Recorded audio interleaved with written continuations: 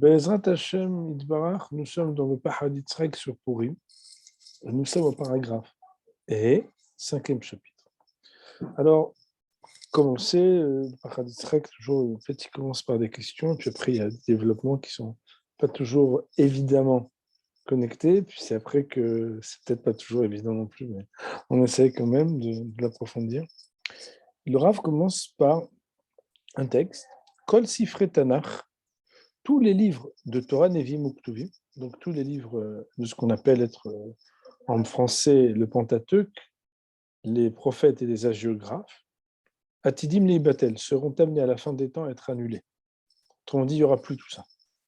Chutz mi Megillat Esther, exception faite du texte du rouleau de Esther. Et ça, c'est écrit dans le Rambam.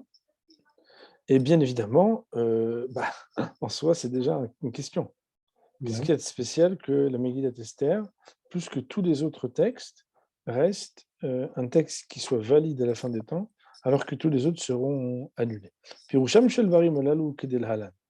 Pour pouvoir expliquer la raison de cela, ça va être comme on va le développer plus loin. Alors, pour l'instant, on va donc mettre de côté carrément ce qu'on a dit, et on comprendra après. Beshat, Kinyano, Shel Yaakov, et Abchora, Miyado, Shel Esav.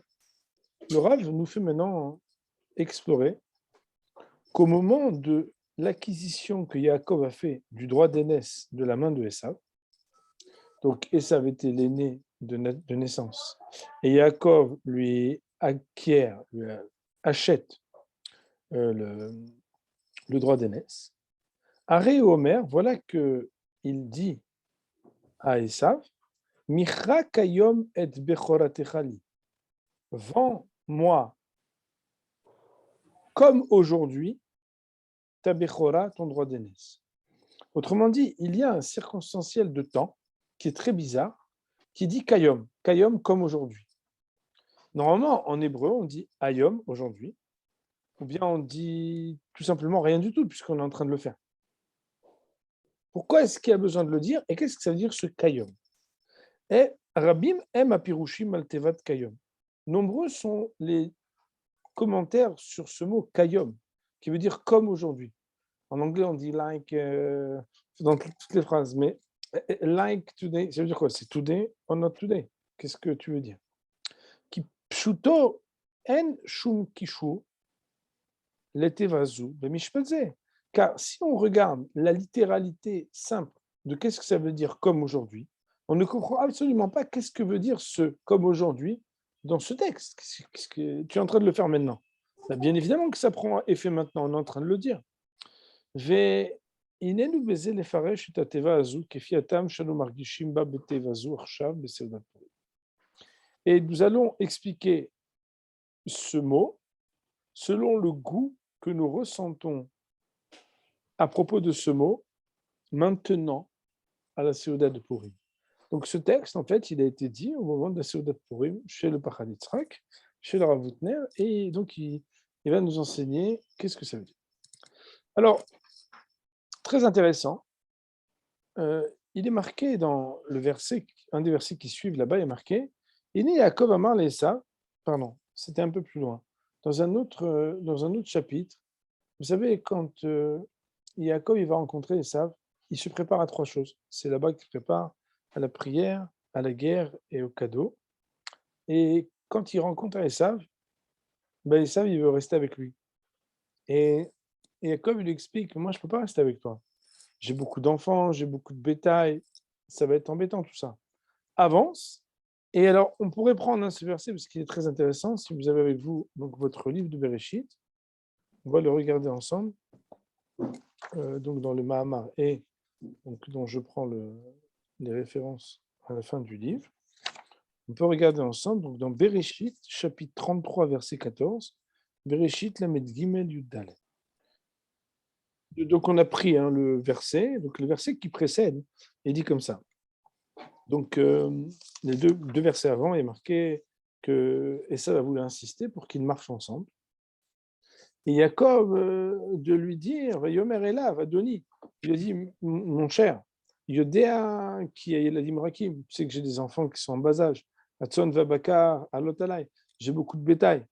Udfakum yom echad vametu kol hatzon. Et c'est compliqué à gérer la gestion voilà, de faire avancer tout ce beau monde. Et avant, on a donné l'ifne avdo. Tu n'as qu'à avancer, prendre de l'avance.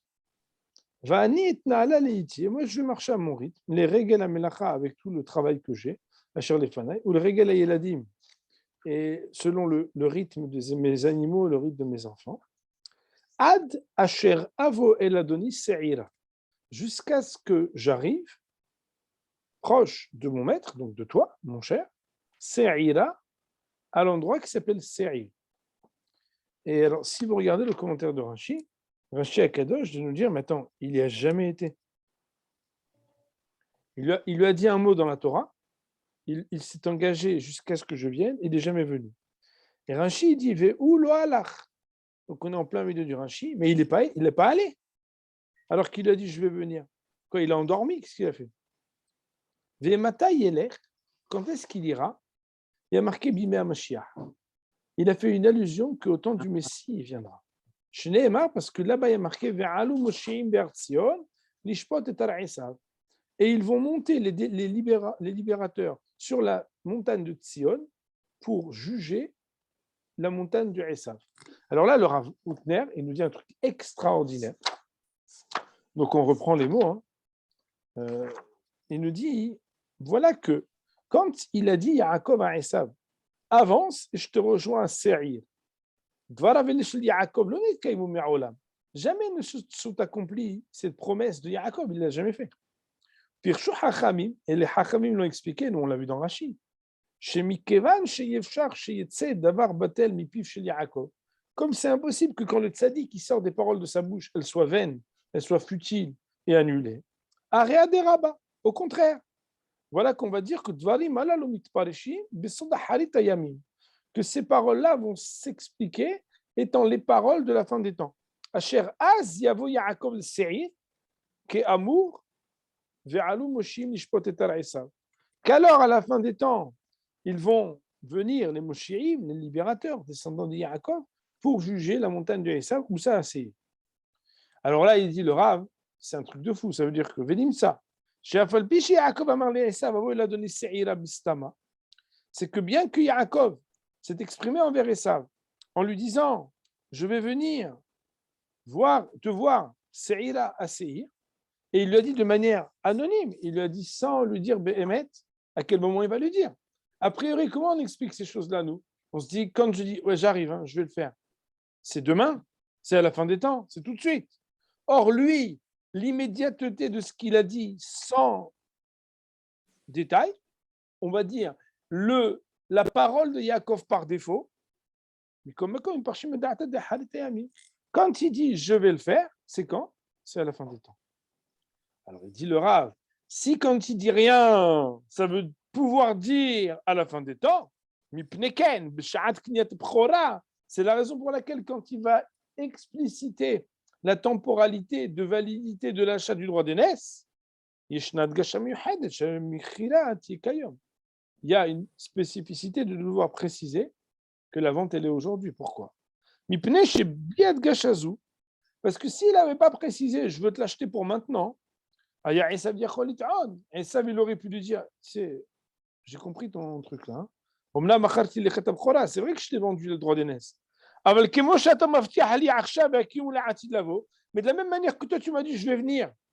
Et quand est-ce que tu vas l'accomplir? À la fin des temps. Alors, de la même manière, moi, je t'ai vendu le droit d'aînesse. Je te donnerai à la fin des temps.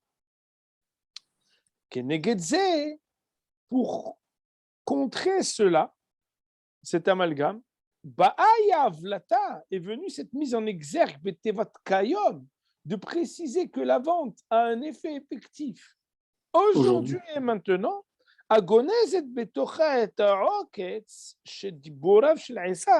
qui cache à l'intérieur d'elle-même ce qui aurait pu être le pic des paroles de Esav, que tu n'as rien à dire. Je te l'ai précisé, tu ne vas pas me l'expliquer comme quand je te dirai plus tard, quand la Torah va dire en mon nom plus tard, je vais venir à Se'ir. Indiscutablement, Ce n'est pas quelque chose qui va s'expliquer à la fin des temps, mais c'est qui va s'expliquer tout de suite. Il dit le Rav, parce qu'en réalité, la parole de l'homme s'explique selon quelle est la racine de l'homme, quels sont ses fondements.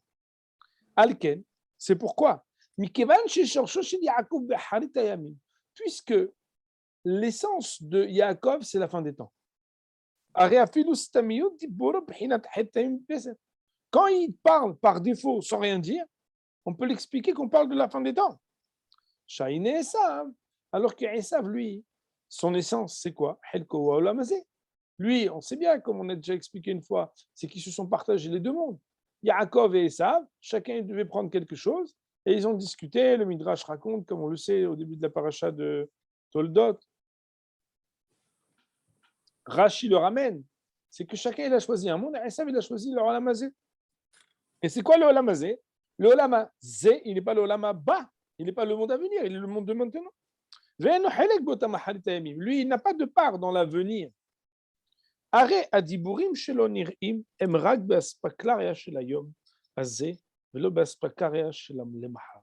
Voilà que ces paroles à lui n'ont de sens que dans le spectre de ce qui s'appelle aujourd'hui et pas dans le spectre de ce qui s'appelle la fin des temps. Autrement dit, on va tout de suite s'arrêter. Autrement dit, on voit que le texte de la Torah, premièrement, nous montre que la parole de Yaakov s'adresse à la fin des temps, elle est orientée vers le futur, alors que l'orientation naturelle de la parole de Esav aurait été d'être tournée vers l'instantané. Bien sûr, il aurait su ruser de dire à Yaakov, ah mais puisque toi tu as dit que tu vas venir à Séir et tu ne vas le faire qu'à la fin des temps, alors moi, le droit d'aînesse que je t'ai vendu, je te le donnerai qu'à la fin des temps. La Torah vient nous dire qu'Ayom, pour donner la validité efficiente, immédiate de la vente de droit d'aînesse, mais aussi ici, elle vient définir la parole et l'enjeu de la parole de Yaakov et de Esav. Il nous dit le Rav, maintenant il y a un autre endroit où il s'agit aussi de regarder un peu le circonstanciel de temps. Parce que dans le livre de Shemot, cette fois, donc je vais donner la référence, donc on prend la paracha de Beshalach, Perek Yud Zayin, Pasuk Het et Tet, et là-bas, on nous raconte, la Torah nous raconte, va y avoir Amalek, va y im Israël birfidim. Amalek est venu et a combattu avec le peuple d'Israël à l'endroit qui s'appelle Rephidim. Et voilà qu'il est marqué dans la Torah. Vayomer Moshe el Yoshua. Moshe a dit à Yoshua, Behar lanu anashim, choisis pour nous des bonnes personnes, Vetse ilahem ba'amalek, et sort combattre Amalek, Mahar, demain, Anochi nitzav al rosh hagiva, je me tiens debout en haut de la Giva, de la plaine, Umate a Elokim beyadi, et le bâton d'Hachem sera dans ma main. Et donc après, il y a l'histoire de la guerre de Amalek. Nous dit le Rav Houtner, très intéressant. Il nous dit voilà que le langage qui est utilisé dans la paracha de Amalek est marqué Tseilahem be'Amalek mahar. Alors le mahar, on ne sait pas comment l'interpréter. La Gemara nous dit al rosh hagiva tevat mahar, le mot mahar, on ne sait pas comment le connecter. Zu bemishpat ze mitpareshet ibshte ofanim. On peut comprendre la temporalité du mahar se rapportant sur le début du verset comme se rapportant sur la suite du verset. Chez Shalaliot nimshechet le ma'ala, qu'on pourrait dire que le mahar il se rapporte sur ce qui a été dit juste avant le mahar, on va regarder dans les mots ce que ça veut dire, et il est possible même de dire que le mahar il part de ce qui va être dit juste après. Et d'ailleurs, la Gemara, dans le traité de Yoma, va expliquer comment on peut expliquer que ça se rapporte sur avant et comment on peut expliquer que ça se rapporte sur après. Et il y a comme une ambivalence dans la manière avec laquelle la temporalité du Mahar pourrait être expliquée. Le Rav, il nous dit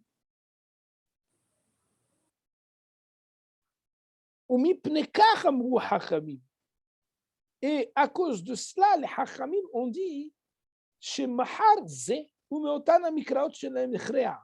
ce mot mahar, il fait partie des inconnus du Humash, qu'on ne sait pas comment l'expliquer. Celui qui vous l'explique dans un sens, on peut dire le contraire.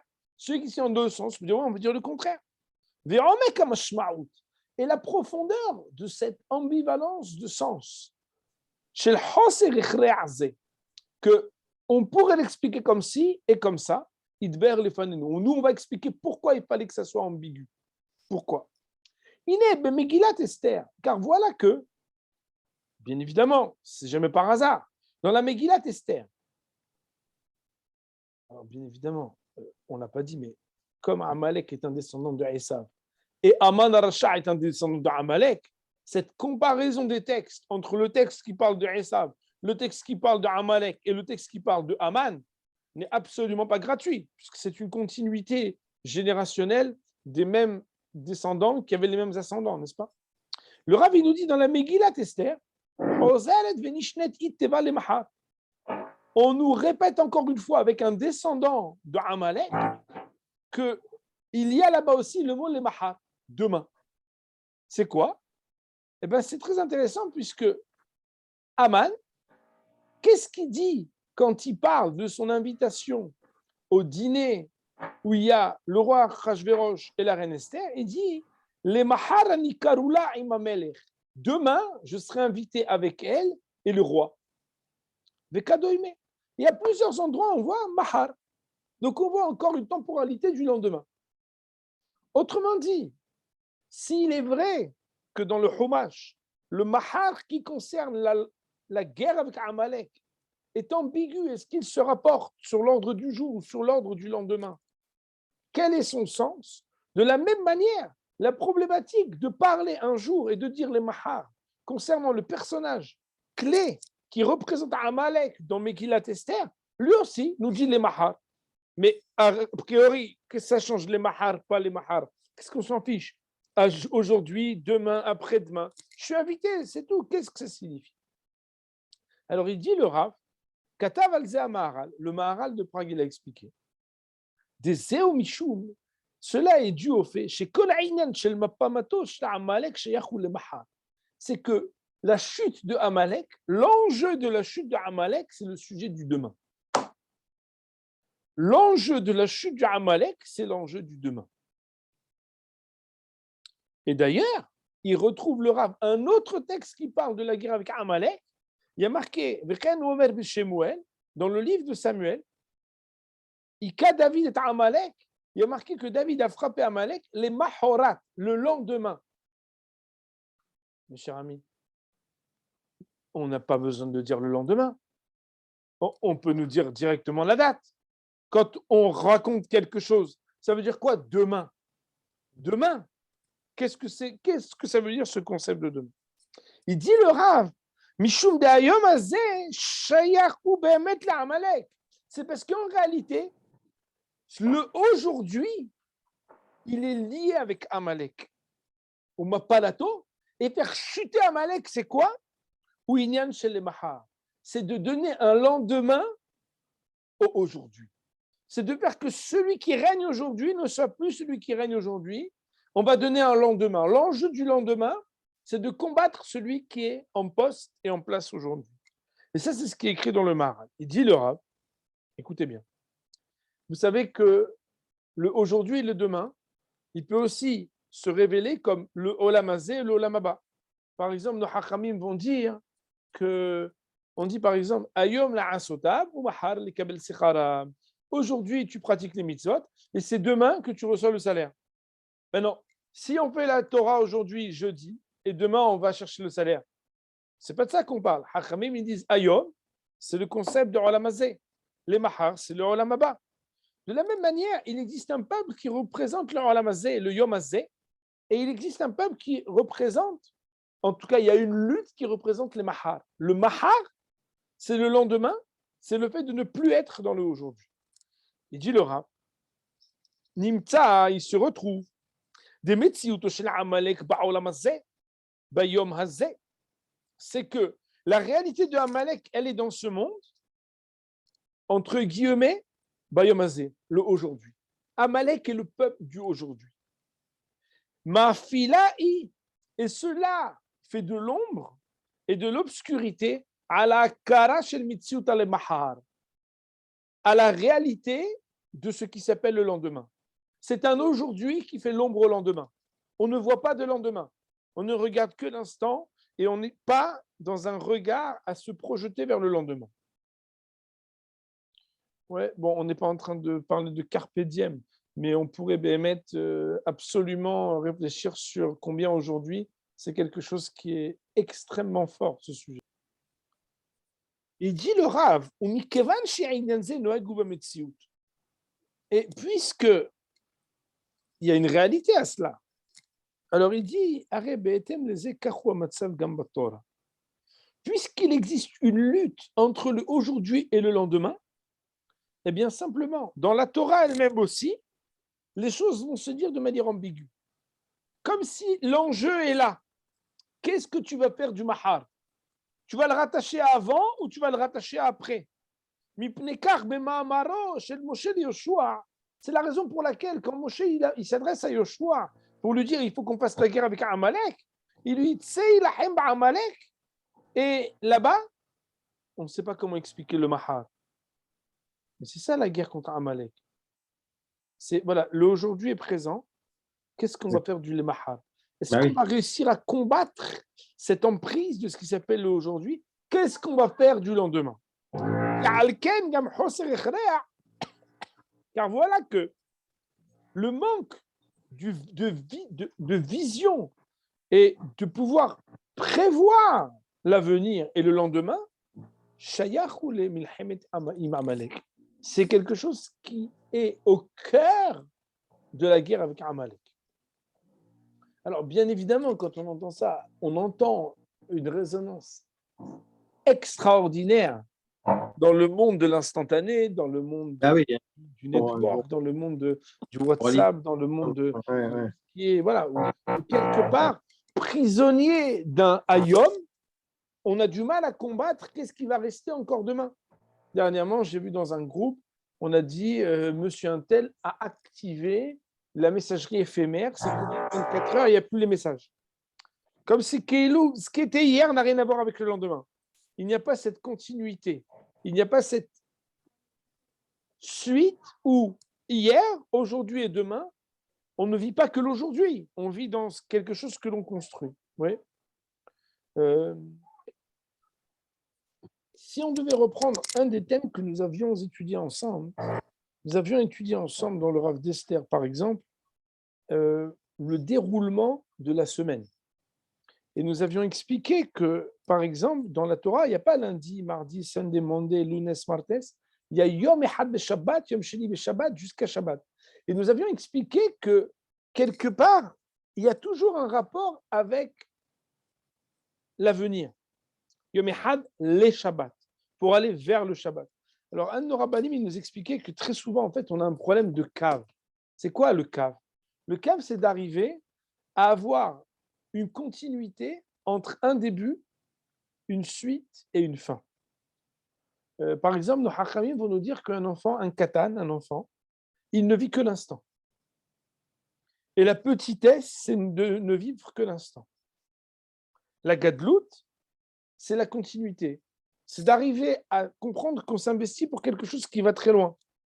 Et que même si sur le moment et sur l'instant, des fois, il n'y a pas toujours les fruits, mais il y a un talir, il y a une progression. La gadlout, c'est d'arriver à voir la progression. Nos hachamim vont nous dire, par exemple, que sheker, ce sont les lettres très rapprochées l'une de l'autre. Kouf, shin et resh, en plus elles sont dans le désordre. Alors que emet, c'est les plus éloignés, avec le aleph, le même qui est le milieu des lettres, et le tav qui est la fin. C'est qu'en réalité, l'harmonie et la vérité, c'est quand quelqu'un il est engagé depuis le dimanche jusqu'au Shabbat, et qu'il n'y a pas juste le début et juste l'instant. Et d'ailleurs, dans la vie, si on veut vérifier où est-ce qu'on en est, c'est est-ce que ce qu'on fait, on pourrait le regretter?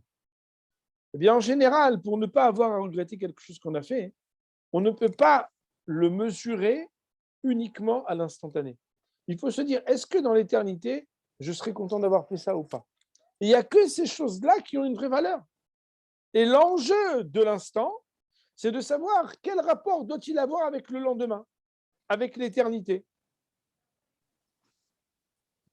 Il dit le Rav, Vechol ozen bohenet, et toute oreille qui a un petit peu voilà, de sensibilité musicale, Makshiva ietad kasha pourra entendre la précision abokad ve'ola mitoch bakashata chez l'Esther, qui sort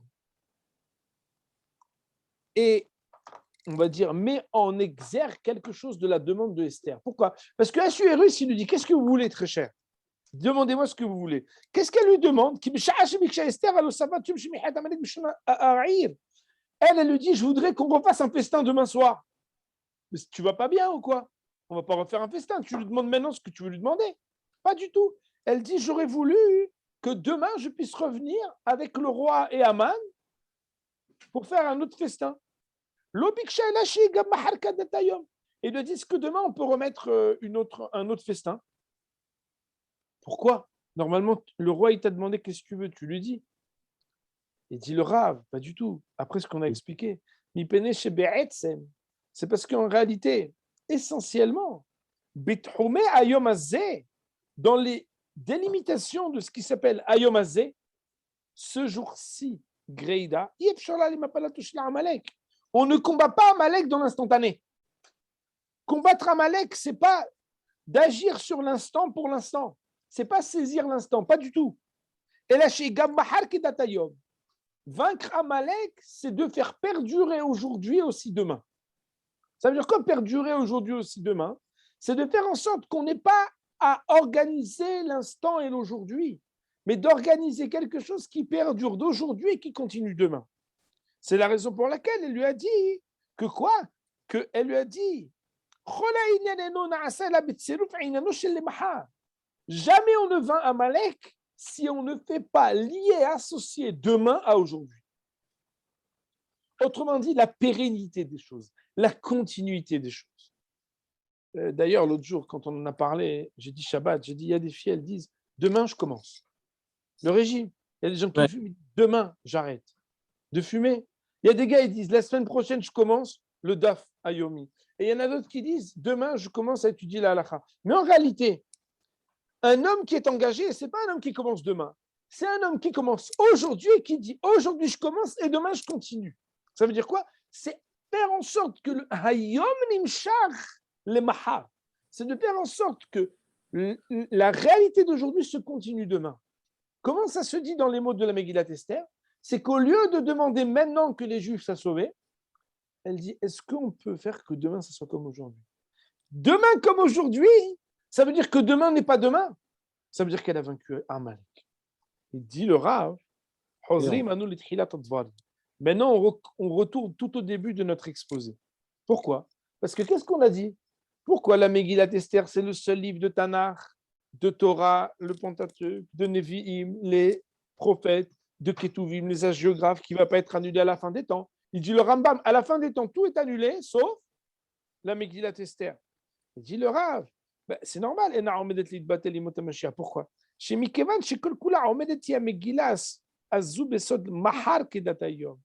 que étant donné que l'essence de Esther, c'est le combat contre Amalek, qui veut dire demain sera comme aujourd'hui. Le demain sera comme aujourd'hui, il ne pourra pas être annulé demain. Parce que la demande et l'essence de Esther, c'est demain comme aujourd'hui. C'est quoi demain comme aujourd'hui? C'est qu'il n'y a pas un demain différent d'aujourd'hui. Il y a quelque chose qui s'éternise dans ce qu'on fait lorsqu'au lieu de vivre l'instant, on donne une éternité à l'instant. Mais là, automatiquement,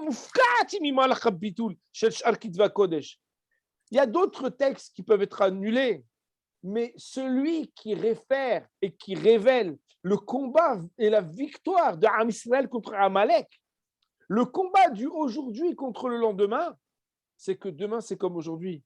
Il y a une continuité. On n'est pas désengagé demain. Il n'y a pas une séparation entre aujourd'hui et demain. Parce que si tu annules demain, c'est que tu fais une séparation entre aujourd'hui et demain. Demain, c'est différent d'aujourd'hui. Megillat Esther, la Megillat Esther, elle ne connaît pas cette différence. Parce que la Megillat Esther, qu'est-ce qu'elle dit? Elle dit demain, c'est comme aujourd'hui. Et sur ce point, je voudrais quand même vous dire quelque chose au nom de mon Rav Zatzal. Mon Rav, il disait, le Rav, il expliquait que dans la vision classique des gens, on a l'habitude de penser qu'il y a ce qu'on appelle le Olam Haba.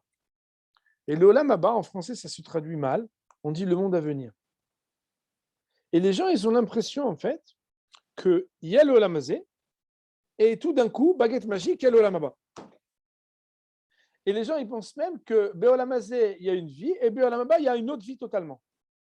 Alors que notre Rav, il disait, c'est pas vrai. Dans le Rambam, c'est écrit que le Olam Haba, c'est le Olam qui est en train de venir.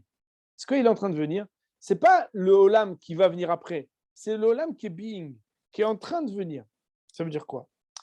Quand quelqu'un quitte ce monde, on dit Olech Adam le bet olamo. Un homme, il s'en va dans la maison de son monde, dans l'endroit qui est son monde à lui.